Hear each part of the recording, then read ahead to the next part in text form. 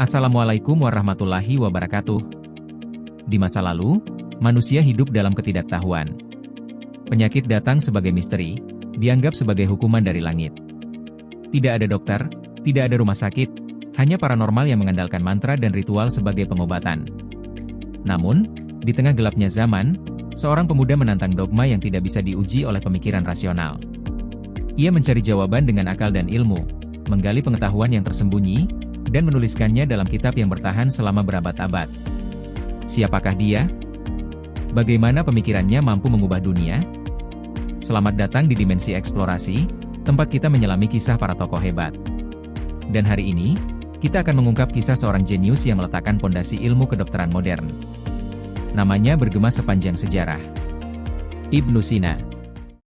Di tengah peradaban Islam yang berkembang pesat pada abad ke-10, lahirlah seorang anak yang kelak mengubah dunia pengobatan.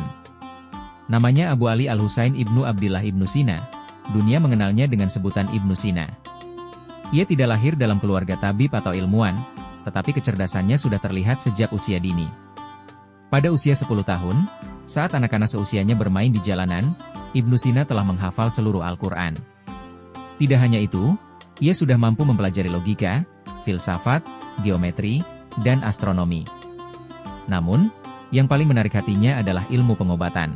Sejak kecil, ia memiliki satu prinsip yang menjadi pondasi dunia pengobatan. Setiap penyakit memiliki sebab, dan setiap sebab memiliki solusi. Ilmu adalah kunci untuk menemukan kebenaran. Pada usia 16 tahun, ia sudah memahami cara kerja tubuh manusia dan mulai belajar mendiagnosis penyakit.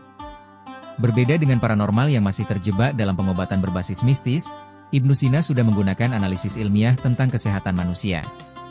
Kemudian, sebuah peristiwa yang menjadi tanda ia akan mengubah dunia pengobatan. Dunia pengobatan yang awalnya berupa mistis, menjadi dunia pengobatan ilmiah. Apa peristiwa yang akan mengubah dunia pengobatan tersebut? Ini dia, mari kita simak dengan seksama. Suatu hari, Sultan Nuh bin Mansur jatuh sakit. Paranormal mencoba segala cara untuk menyembuhkan sang sultan. Tetapi, tidak ada yang berhasil. Ibnu Sina yang saat itu baru berusia 17 tahun, dipanggil ke istana. Seorang remaja, tanpa pengalaman bertahun-tahun sebagai juru penyembuhan.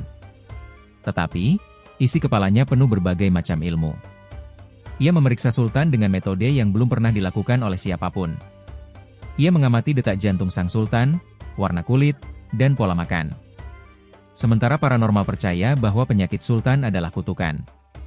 Ibnu Sina melihatnya sebagai gangguan pencernaan akibat pola makan yang salah. Tanpa ragu, ia segera meracik obat herbal dan mengatur ulang pola makan sang sultan. Beberapa hari kemudian, kondisi sang sultan mulai membaik. Paranormal yang awalnya meremehkan Ibnu Sina, kini hanya bisa terdiam kagum. Sebagai tanda terima kasih, Sultan memberikan hadiah berupa emas dan permata kepada Ibnu Sina. Tetapi Ibnu Sina tidak mau hadiah itu. Justru ia ingin Sultan menghadiahkan kepadanya sebuah kartu khusus untuk akses masuk ke perpustakaan kerajaan. Sang Sultan pun tersenyum dan menyetujui permintaan Ibnu Sina tersebut. Bagi Ibnu Sina, membaca buku lebih berharga daripada emas dan permata. Di dalam perpustakaan kerajaan, Ibnu Sina membaca buku-buku pengobatan dari Yunani, Persia, India, dan Arab. Ia mempelajari tulisan-tulisan Hippokrates, Galen, dan Al-Razi. Ia tidak hanya membaca, ia menguji teori mereka dalam praktik nyata. Ia mulai meneliti lebih dalam tentang bagaimana tubuh manusia bekerja, bagaimana penyakit menyebar, dan bagaimana cara mengobatinya dengan lebih efektif. Ia menyadari banyak konsep dalam ilmu pengobatan yang perlu diperbaiki ulang dan disusun secara sistematis. Salah satu konsep penting yang ia pelajari adalah 1. Diagnosis harus berdasarkan observasi, bukan sekadar dugaan. 2. Setiap penyakit memiliki pola dan penyebab yang bisa dipelajari. 3. Pencegahan penyakit sama pentingnya dengan pengobatan. Dan dari sinilah era kedokteran dimulai. Dari seorang anak yang mencintai ilmu, menjadi seorang pemuda yang menyelamatkan sultan, dan akhirnya menjadi ilmuwan yang menata ilmu kedokteran. Tetapi ini baru permulaan. Selanjutnya, Ibnu Sina akan mengembangkan ilmu meracik obat yang dijual di apotek di era modern. Bagaimana kisah lengkapnya? Yuk, kita bahas. Setelah keberhasilannya menyembuhkan Sultan Samaniyah di usia 17 tahun, Ibnu Sina diberikan akses ke perpustakaan. Di sana, Ia menemukan berbagai teks pengobatan dari Yunani, Persia, India, dan Arab. Ia mulai meneliti dan mempertanyakan cara kerja ramuan obat yang digunakan oleh paranormal sebelumnya. Mengapa beberapa ramuan berhasil menyembuhkan, sementara ramuan yang lain justru berbahaya?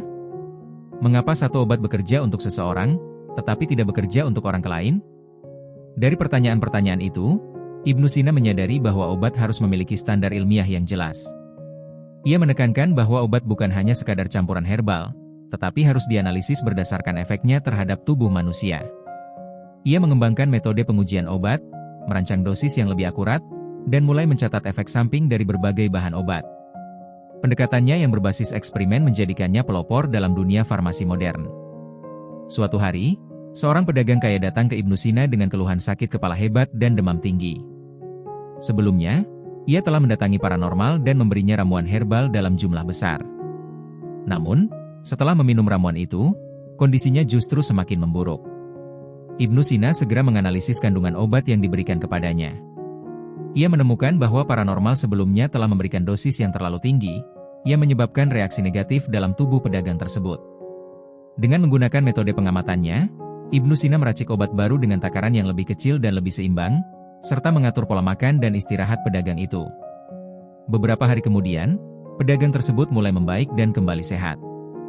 Dari kejadian ini, Ibnu Sina menyadari betapa pentingnya mengukur dosis dengan tepat. Jika terlalu sedikit, obat menjadi tidak efektif. Jika terlalu banyak, bisa menjadi racun. Prinsip ini menjadi salah satu dasar dalam farmasi modern yang masih digunakan hingga saat ini. Salah satu terobosan Ibnu Sina dalam farmasi adalah pengembangan metode uji klinis. Sebelum obat diberikan kepada pasien, obat tersebut harus diuji untuk memastikan efektivitas dan keamanannya. Ibnu Sina dalam penelitiannya. 1. Mengamati efek obat pada beberapa pasien dengan penyakit yang berbeda. 2. Mencatat reaksi tubuh terhadap dosis yang diberikan. 3. Mengelompokkan obat berdasarkan manfaat dan efek sampingnya. Dengan cara ini, ia menciptakan metode pengobatan yang lebih aman dan ilmiah. Selain itu, Ibnu Sina juga berkontribusi dalam teknik destilasi dan ekstraksi obat. Sebelumnya, banyak paranormal hanya mencampur bahan-bahan herbal dengan air tanpa memahami bagaimana mengekstrak zat aktif dari tumbuhan. Namun, Ibnu Sina menemukan bahwa dengan destilasi, ia bisa mengekstrak senyawa yang lebih murni dan lebih efektif untuk pengobatan. Sebelum ada gagasan dari Ibnu Sina, dokter dan peracik obat adalah profesi yang sama. Ibnu Sina menyadari bahwa farmasi adalah bidang yang sangat kompleks dan membutuhkan keahlian tersendiri.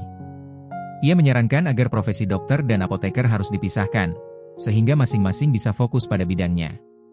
Konsep ini kemudian diadopsi oleh banyak negara dan menjadi dasar bagi sistem medis modern, di mana dokter bertugas mendiagnosis penyakit dan meresepkan obat, sementara apoteker bertanggung jawab dalam meracik dan memastikan keamanan obat yang diberikan kepada pasien. Tanpa kontribusinya, ilmu farmasi mungkin tidak akan berkembang secepat sekarang. Namun, perjalanan dalam dunia medis belum berakhir. Bagaimana Ibnu Sina mengembangkan ilmu bedah dan obat bius? Bagaimana ia menyempurnakan teknik operasi dan mengurangi rasa sakit pasien? Yuk, kita bahas. Pada abad ke-10, ilmu bedah masih sangat primitif. Banyak operasi dilakukan secara kasar, tanpa pemahaman yang mendalam tentang anatomi tubuh manusia. Seorang pasien yang harus menjalani operasi seringkali mengalami penderitaan luar biasa karena belum ada metode pembiusan yang efektif. Seringkali, mereka harus dipegangi oleh beberapa orang agar tidak melawan selama proses berlangsung. Selain itu, karena tidak ada pemahaman yang baik tentang infeksi, banyak pasien yang justru meninggal beberapa hari setelah operasi akibat luka yang terinfeksi. Namun, Ibnu Sina melihat dunia bedah dengan cara yang berbeda. Baginya, operasi bukan hanya tentang menyayat dan menjahit, tetapi harus dilakukan dengan presisi, kebersihan, dan pemahaman tentang tubuh manusia. Ia percaya bahwa pembedahan harus mengikuti standar tertentu agar lebih aman dan memiliki tingkat keberhasilan yang lebih tinggi. Oleh karena itu, ia mengembangkan teknik anestesi, metode sterilisasi, serta teknik operasi yang lebih sistematis. Suatu hari, seorang prajurit datang kepada Ibnu Sina dengan luka parah akibat terkena panah dalam pertempuran. Panah itu masih menancap di badannya, dan paranormal bingung bagaimana cara mencabutnya tanpa menyebabkan pendarahan yang fatal. Jika panah dicabut dengan cara yang salah, pembuluh darah utama bisa robek, menyebabkan kematian akibat kehilangan darah. Jika dibiarkan, infeksi bisa menyebar dan menyebabkan kematian perlahan. Ibnu Sina memahami bahwa prosedur yang salah bisa berakibat fatal. Ia tidak langsung mencabut panah tersebut, tetapi terlebih dahulu memeriksa arah masuknya panah dan lokasi pembuluh darah terdekat. Dengan hati-hati, ia membuat sayatan kecil di sekitar luka untuk memastikan bahwa panah bisa dikeluarkan tanpa merusak jaringan yang lebih dalam. Setelah panah berhasil dicabut, ia segera menekan pembuluh darah dengan kain bersih yang telah direndam dalam larutan antiseptik untuk menghentikan pendarahan. Luka tersebut kemudian dijahit dengan benang sutra yang telah disterilkan, dan prajurit itu diberikan ramuan herbal untuk mencegah infeksi. Beberapa minggu kemudian, prajurit itu pulih dan kembali ke divisinya. Metode yang digunakan Ibnu Sina menjadi dasar bagi teknik bedah modern yang digunakan hingga saat ini.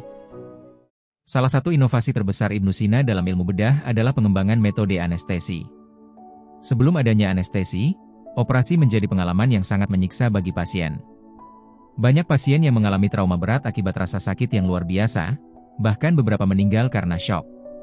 Ibnu Sina mulai bereksperimen dengan berbagai zat alami yang bisa mengurangi rasa sakit dan membuat pasien tertidur sebelum operasi.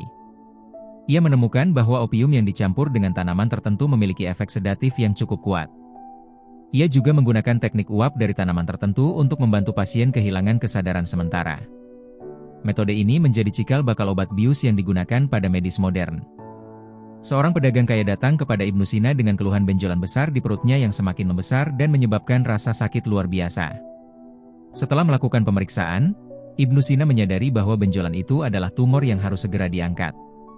Namun, jika operasi dilakukan tanpa obat bius, pasien bisa teriak-teriak dan melawan akibat rasa sakit selama prosedur berlangsung yang bisa menyebabkan kegagalan operasi.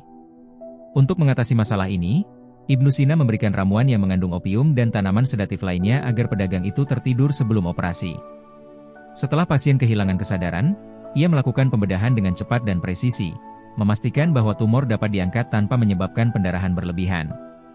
Setelah operasi selesai, pasien dirawat dengan ramuan herbal antiinfeksi untuk mempercepat penyembuhan. Hasilnya luar biasa.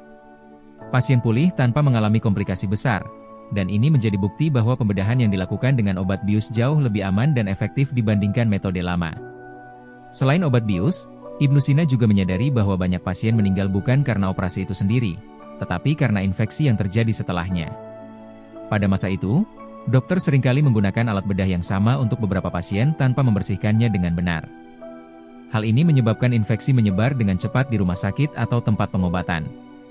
Ibnu Sina memperkenalkan konsep sterilisasi sederhana dengan cara 1. Menggunakan alkohol dan air mawar untuk membersihkan alat bedah sebelum dan sesudah operasi.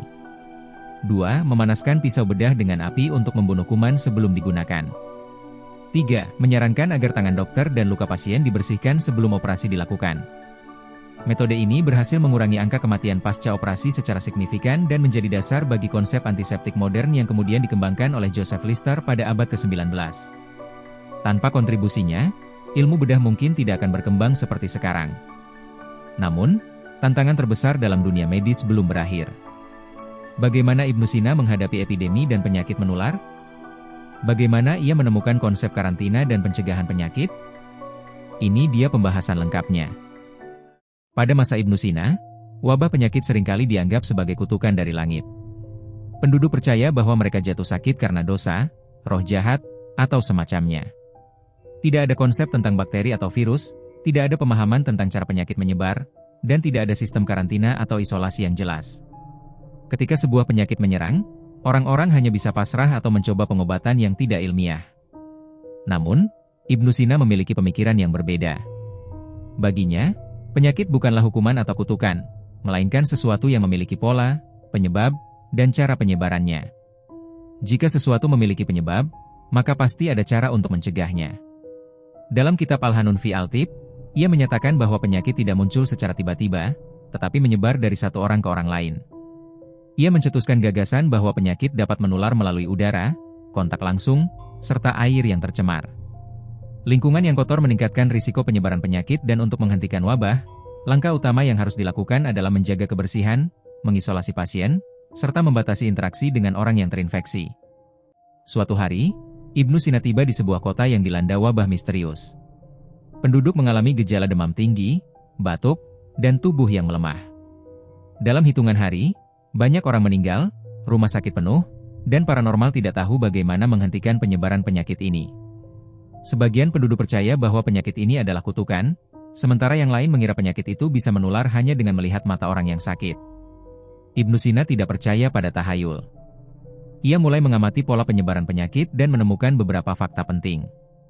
Orang yang sering berada di dekat pasien lebih mudah jatuh sakit. Air sumur utama kota berbau aneh dan banyak digunakan oleh penduduk. Sementara itu, mereka yang menjaga kebersihan dan mengenakan kain penutup wajah lebih jarang terkena penyakit. Dari sini, Ibnu Sina menyimpulkan bahwa penyakit ini menyebar melalui udara dan air yang tercemar. Segera, ia memerintahkan penduduk untuk memisahkan orang sakit dari yang sehat. Ia menyarankan agar air sumur direbus sebelum diminum dan meminta warga untuk mencuci tangan serta menjaga kebersihan lingkungan. Beberapa minggu kemudian, jumlah kasus mulai menurun, dan kota yang hampir musnah perlahan mulai pulih. Ibnu Sina telah mencetuskan konsep karantina, jauh sebelum dunia modern menerapkannya. Pada kesempatan lain, seorang bangsawan kaya jatuh sakit. Keluarganya ketakutan dan tidak ada paranormal yang berani merawatnya karena khawatir tertular. Mereka percaya bahwa jika mereka mendekati pasien, mereka akan ikut sakit dan mati. Jika tidak dirawat, bangsawan itu pasti akan meninggal, tetapi tidak ada yang berani mengambil risiko. Ibnu Sina memahami bahwa penyakit dapat menular, tetapi bukan berarti pasien harus dibiarkan tanpa perawatan. Ia mengenakan kain basah di wajahnya sebelum mendekati pasien, sebuah konsep awal dari masker medis modern. Ia mengajarkan keluarga pasien cara menjaga jarak aman dan tetap bersih setelah menyentuh pasien. Selain itu, ia memastikan bahwa pasien ditempatkan di ruangan terpisah dengan ventilasi yang baik, sehingga udara yang dihirup orang sehat tidak tercemar oleh partikel penyakit. Hasilnya sangat efektif. Keluarga pasien tetap sehat, sementara bangsawan itu perlahan mulai pulih. Dengan teknik isolasi ini, Ibnu Sina membuktikan bahwa penyakit bisa dicegah dengan metode yang tepat. Konsep isolasi pasien yang ia kembangkan ini menjadi dasar bagi sistem medis modern dalam menghadapi penyakit menular. Teori-teorinya ini baru diakui oleh dunia barat setelah wabah hitam, Black Death, menghantam Eropa pada abad ke-14. Akhirnya, dokter di waktu itu mulai menerapkan karantina dan menyetujui bahwa penyakit menyebar melalui udara dan kontak langsung. Tanpa Ibnu Sina, dunia medis mungkin tidak akan mengenal konsep pencegahan wabah secepat yang seharusnya. Namun, perjalanan Ibnu Sina belum selesai. Masih ada satu ilmu yang ia kembangkan dengan cara yang sangat unik, ilmu tentang kesehatan mental dan pengaruh emosi terhadap tubuh manusia. Bagaimana musik bisa menyembuhkan seseorang? Bagaimana kata-kata positif dapat mempengaruhi kesehatan seseorang? Mari kita bahas. Pada masa itu, banyak orang menganggap bahwa penyakit hanya terjadi pada tubuh. Jika seseorang sakit, maka penyebabnya pasti luka, infeksi, atau gangguan fisik lainnya. Namun, Ibnu Sina memiliki pemikiran yang berbeda. Dalam kitabnya Al-Hanun fi Al-Tib, ia menjelaskan bahwa kesehatan mental sama pentingnya dengan kesehatan fisik. Ia menyadari bahwa pikiran, perasaan, dan stres dapat mempengaruhi tubuh manusia, sebuah konsep yang baru diakui oleh dunia medis modern berabad-abad kemudian. Menurutnya, seseorang bisa mengalami penyakit psikosomatis, yaitu kondisi di mana gangguan emosional atau mental menyebabkan gejala fisik. Ia berpendapat bahwa stres, kecemasan, dan kesedihan dapat menyebabkan gangguan seperti sakit kepala, kelelahan, bahkan penyakit yang lebih serius seperti gangguan pencernaan dan jantung. Oleh karena itu, menurut Ibnu Sina, seorang ahli pengobatan tidak hanya memahami cara mengobati tubuh, tetapi juga cara menenangkan pikiran pasien agar penyembuhan bisa berjalan lebih efektif. Seorang pemuda bernama Khalid dikenal sebagai penulis berbakat. Karyanya pernah menggetarkan hati para pembaca, puisinya dikagumi, dan kisah-kisahnya membawa renungan mendalam. Namun, entah sejak kapan, Khalid mulai takut menulis. Setiap kali tangannya hendak menyentuh pena, ia merasa pikirannya kosong.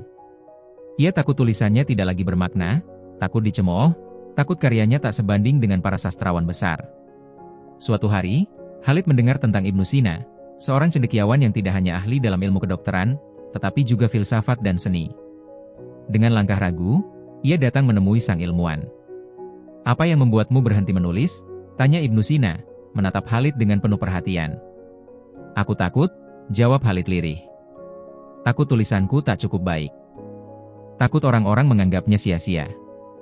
Aku ingin menulis sesuatu yang besar, sesuatu yang diingat selamanya, tetapi setiap kali aku mencoba, rasanya tidak cukup hebat." Ibnu Sina tersenyum.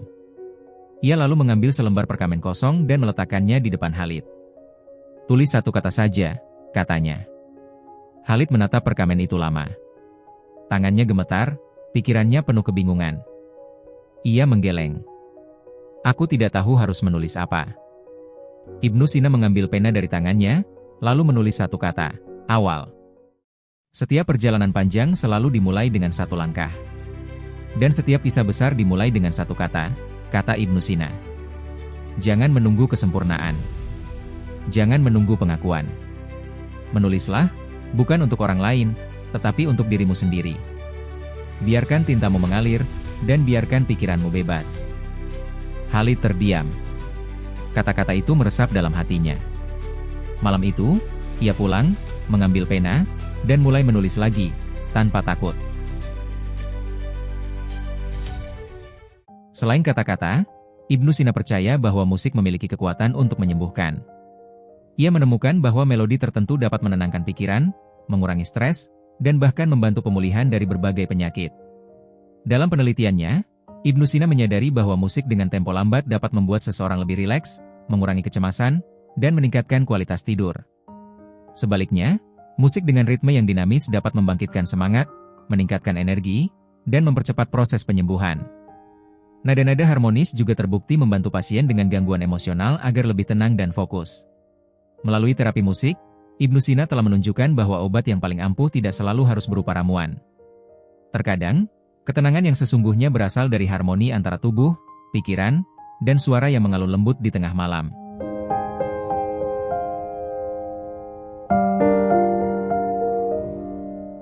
Ibnu Sina, yang lahir sekitar tahun 980 Masehi di Afshana, dekat Bukhara, sekarang Uzbekistan, adalah seorang ilmuwan jenius yang meletakkan pondasi bagi banyak ilmu pengetahuan modern. Ia mengabdikan hidupnya dalam dunia keilmuan, menulis ratusan buku yang menjadi rujukan selama berabad-abad. Pada abad ke-12, dunia barat mulai menerjemahkan teks-teks ilmiah dari dunia Islam. Salah satu yang paling banyak diterjemahkan adalah kitab Al-Hanun fi Al-Tib, The Canon of Medicine. Kitab ini menjadi buku sumber utama di universitas-universitas Eropa selama lebih dari 600 tahun, dan dianggap sebagai standar dalam ilmu kedokteran. Bahkan, beberapa universitas di Italia dan Prancis masih menggunakannya sebagai referensi hingga abad ke-17. Ibnu Sina wafat pada tahun 1037 Masehi di Hamadan, Persia. Namun, warisannya tetap hidup hingga hari ini. Dari dunia kedokteran yang terus berkembang berdasarkan prinsip-prinsipnya, filsafat yang membentuk dasar pemikiran modern, hingga ilmu pengetahuan yang terus menjadikannya sumber inspirasi, jejaknya masih terasa di setiap aspek kehidupan kita. Warisan ilmunya terus hidup dalam setiap dokter yang mendiagnosis penyakit, dalam setiap mahasiswa kedokteran yang mempelajari anatomi, dalam setiap rumah sakit yang menyembuhkan manusia. Tak hanya bagi dunia medis, pemikirannya juga membentuk cara masyarakat memahami kesehatan, ilmu, dan filsafat kehidupan. Setiap ilmu yang kita pelajari hari ini adalah cahaya yang akan menerangi masa depan. Teruslah mencari, teruslah belajar. Temukan lebih banyak wawasan hanya di dimensi eksplorasi. Sampai ketemu pada episode berikutnya. Wassalamualaikum warahmatullahi wabarakatuh.